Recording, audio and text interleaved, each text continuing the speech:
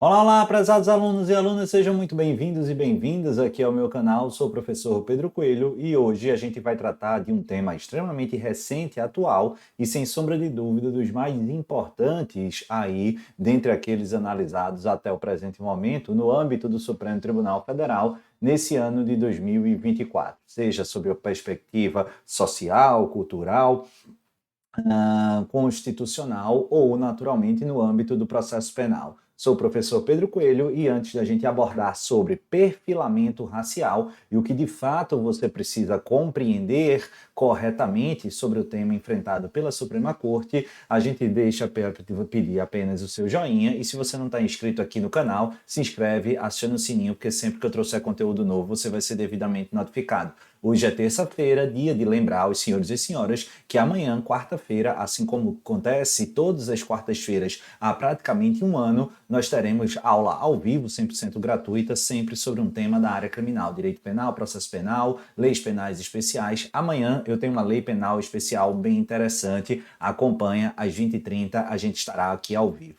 Vamos embora falar sobre perfilamento racial. Muita gente comentando sobre o tema e muita gente falando besteira. Se não falando besteira, trazendo algumas confusões em relação a essa temática, em relação àquilo que de fato o Supremo Tribunal Federal reconheceu ou não reconheceu, e nesse vídeo eu tentarei sanar toda e qualquer dúvida. Me refiro ao julgamento da ordem de habeas corpus concluída pelo plenário da Suprema Corte, registrado sob o número 208.240, cujo julgamento foi finalizado no último dia 11 de abril de 2024. E o que é que o Supremo primeiro reconheceu? Analisando o caso concreto, e isso é muito importante da gente entender, porque uma coisa é a solução dada para o caso concreto, outra, diversamente, é o tema de fundo e a conclusão entabulada pela Suprema Corte relativa ao tema de fundo. Eu observei que alguns gurus aí de internet, como eu apelido essa turma que fala de tudo e nada sabe,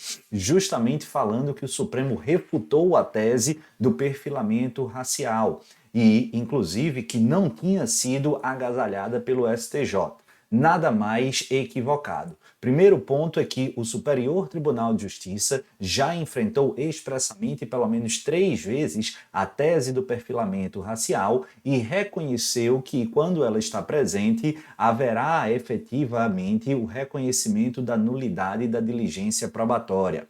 E o Supremo Tribunal Federal adotou o mesmo raciocínio no julgamento desse HC 208-240. Então já tatua no braço que, havendo perfilamento racial, inexoravelmente haverá comprometimento, ou seja, nulidade daquela diligência probatória. O que de fato falou o Supremo é que, apesar de esse perfilamento racial eivar a diligência probatória de nulidade, ele não foi evidenciado no caso concreto. Então, se presente, haveria nulidade, entretanto, no caso concreto, apreciado objetiva e concretamente no HC 208-240, não se reconheceu essa situação.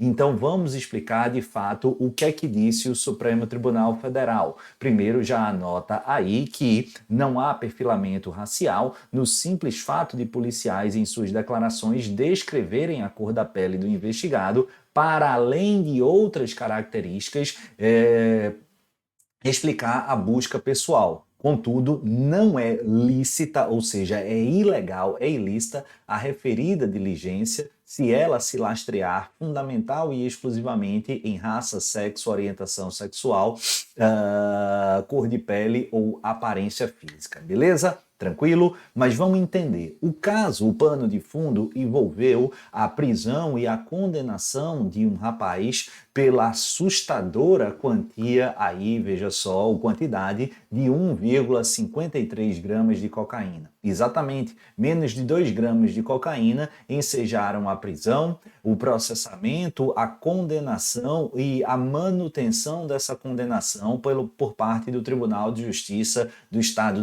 de São Paulo. Paulo, carinhosamente chamado por mim do cemitério do cenário criminal. É assustador o que os precedentes do Tribunal de Justiça do Estado de São Paulo nos oferecem. Minha Nossa Senhora, é um negócio assustador. Só para vocês terem uma ideia, essa gravíssima situação de 2 gramas de cocaína, ele ensejou uma punição, uma condenação, nada mais, nada menos do que 7 anos, 11 meses e 8 dias de pena privativa de liberdade, iniciado esse regime em regime fechado. Surreal, né? Surreal. E aí, como a gente viu, isso foi mantido no TJ São Paulo e o caso chegou inicialmente lá para o Superior Tribunal de Justiça. E foi na 6ª turma do STJ que o tema perfilamento racial se iniciou no que tange ao seu debate.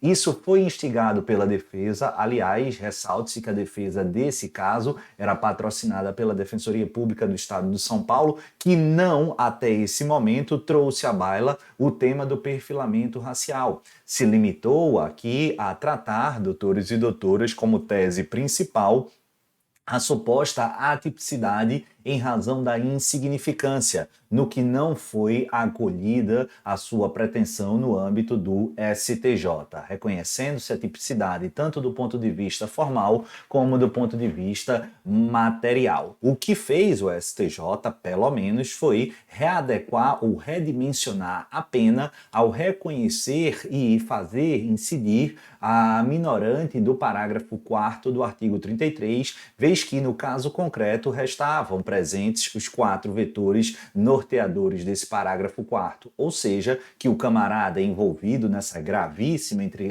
aspas, conduta de tráfico por menos de 2 gramas de cocaína, ele ostentava primariedade, bons antecedentes, não se dedicava à atividade criminosa e nem era membro de ORCRIM, beleza? Tranquilo? Show de bola. Mas foi no voto do ministro Sebastião Reis Júnior que surgiu a tese do perfilamento racial. De acordo com esse ministro, componente aí da 6ª turma, o entendimento sufragado foi de que o que motivou a realização da diligência, da abordagem da busca pessoal, que exitosamente identificou 1,53 gramas de droga, foi justamente a cor da pele, inclusive tendo tal aspecto sido mencionado pelos 2 policiais que perpetraram a diligência.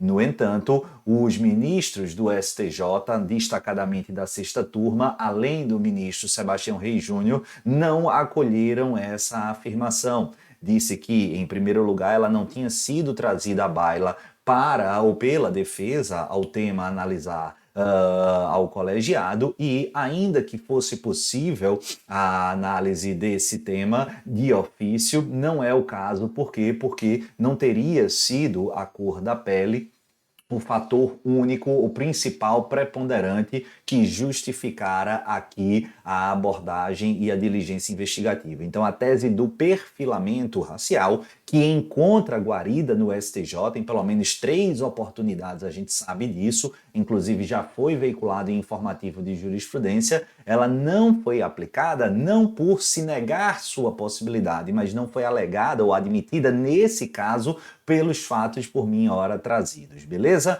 Tranquilo? E o caso chegou justamente ao Supremo Tribunal Federal em face dessa posição anotada aqui no STJ.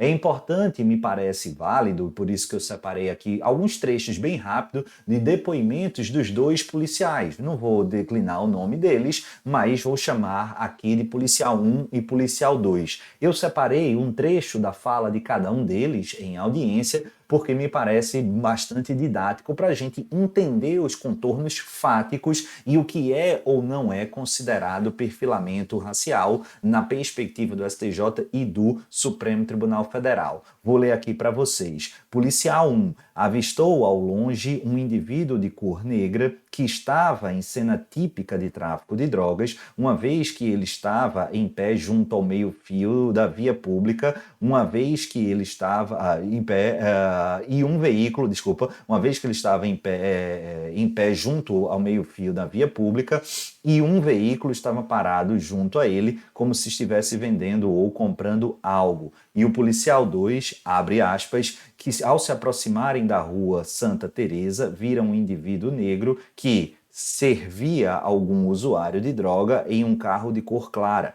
que o indivíduo, ao ver a aproximação da viatura policial, saiu andando sorrateiramente e arremessou algo no chão, isto enquanto o motorista do carro saía do local rapidamente. Beleza? Tranquilo? E aí o que é que a gente teve? Esse contexto foi levado para o STF e, destacadamente, o ministro Luiz Edson Fachin acolhera aqui o reconhecimento da nulidade dessa diligência investigativa e, em última análise, da própria condenação, por entender ser prova ilícita aquela acolhida fundamentalmente pela luz do perfilamento racial, o que teria ocorrido na visão do ministro Luiz Edson Fachin. Essa visão não foi isolada do ministro Fachin, mas acompanhada por outros dois ministros, o ministro Luiz Fux e também o ministro Luiz Roberto Barroso. A tese, bastante simplificada, claro, dos três ministros nessa linha, que foram minoritários, é no sentido de que não importa as outras perspectivas ou outros complementos, a partir do momento em que há a definição de que ou um dos critérios sufragados utilizados para justificar a abordagem policial é a referência à cor da pele, isso já violaria a perspectiva do perfilamento racial, sufragando ou culminando na ilicitude probatória. Mas, apesar da importância, da força e da perspectiva interessante desses entendimentos, por isso faço questão de nomear os três ministros, até mesmo para trazer aí esclarecimentos e alimentar o material de vocês, essa orientação foi minoritária. No Supremo Tribunal Federal, prevaleceu a orientação do ministro Alexandre de Moraes. E o ministro ele destacou que o local da abordagem também foi utilizado como parâmetro para justificar, para motivar, para lastrear a diligência da busca pessoal, não apenas a referência à cor da pele do abordado. Disse o ministro Alexandre, com base em estatísticas, inclusive, que o local em que se deu a abordagem é conhecido aí, inclusive pela sociedade e pelos órgãos de segurança pública, como uma área tipicamente de tráfico, que comumente é perpetrada aí condutas de traficância. Além disso, quando estiveram aí na iminência de ser abordado ou que perceberam alguma atividade, eles agasalharam e tentaram sair sorrateiramente ou fugir, isso em relação ao abordado, e fez referência àquilo que ninguém consegue definir, que é, entre aspas, a atitude suspeita, beleza? Tranquilo? Show de bola? E aí, doutores e doutoras, por conta de tudo isso, se entendeu que até é factível imaginar e expressamente foi apontado pelos policiais que realizaram a diligência que a cor da pele foi um dos critérios utilizados para a abordagem, mas não foi o único e longe estaria de ter sido o principal na visão da maioria dos ministros do Supremo Tribunal Federal, razão pela qual não se pode moldar a teoria ou a tese, melhor dizendo, do perfilamento racial. Repito, para não haver maior dúvida, se reconhecida ou se aparece na sua prova a abordagem policial lastreada no perfilamento racial culmina com a ilicitude probatória, está certo ou está errado? Está certíssimo, tá? Tanto na visão do Superior Tribunal de Justiça como na visão do Supremo Tribunal Federal. Aliás, acho que se alguém questiona essa conclusão, é bom rever aí seus valores de pessoa humana e até de cidadania, não é verdade? Agora, o que a gente vai encontrar aí de debate é, Pedro, como é que a gente vai identificar isso? Não se assustem, tá? Há vários relatos que expressamente os agentes policiais, os agentes de segurança pública, destacam que a cor da pele realmente é um dos critérios, se não o critério essencial para justificar a abordagem. Mas, claramente, a decisão vai complicar um pouco mais em relação ao entendimento, outrora mencionado, do ministro Luiz Edson Fachin, do ministro Luiz Roberto Barroso e do ministro Luiz Fux, a tríade, né, do Luiz, né, Luiz Edson Fachin, Luiz Roberto Barroso e Luiz Fux, que diziam que a simples referência de que avistaram um indivíduo de cor negra e que isso também foi utilizado, ainda que com base em outros critérios, para justificar a abordagem, já seria suficiente para caracterizar o perfilamento racial e culminar com a ilicitude probatória. Aqui não foi isso que a gente teve, se for exclusivamente com base na questão da cor da pele, a raça, o sexo, a orientação sexual, a aparência física, aí sim estaremos diante de perfilamento racial. Caso utilizando outros critérios, outros parâmetros complementares, aí refugiria o reconhecimento da ilicitude, beleza? Tranquilo? E aí, gostou do vídeo? Gostou do entendimento? Anota e faz aí comentários, tanto aqui no espaço como no seu material. Por quê? Porque esse tema vai cair, eu não tenho a menor dúvida, tanto em provas objetivas como em discursivas e mesmo em provas orais. Eu preciso que você domine o que de fato o Supremo Tribunal Federal decidiu, assim como o STJ vem decidindo, porque muita gente tem explicado de forma confusa ou, por vezes, equivocada. Deixa o seu joinha, se inscreve aqui no canal, um beijo no coração de todos. Comenta aí se você gostou. Valeu, é sempre importante para mim. Tchau!